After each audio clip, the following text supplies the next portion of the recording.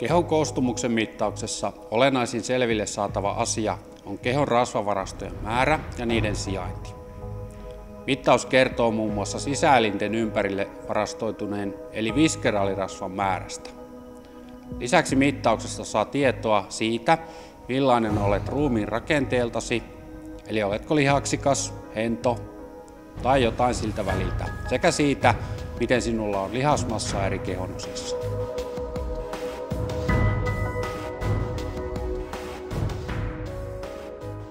Kestävyyskuntoa arvioidaan Polar-kuntotestillä, joka perustuu sykevälivaihtelun mittaamiseen levossa noin 5 minuutin ajalta. Tulokseksi saadaan maksimaalista hapenottokykyä vastaava arvo, joka on kestävyyskunnon olennaisin mittari.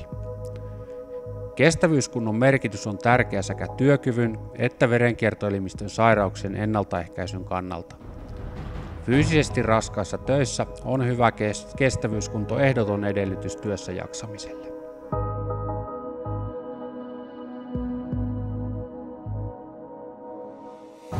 Puristusvoimamittauksella saadaan selville vahvemman ylärajan puristusvoima, joka on hyvä toimintakyvyn mittari ja ennustaa muun muassa sitä, miten myöhemmällä iällä tulet selviämään päivittäisissä askareissasi. Mittaus kuvaa myös hyvin karkeasti koko kehon lihasvoimaa.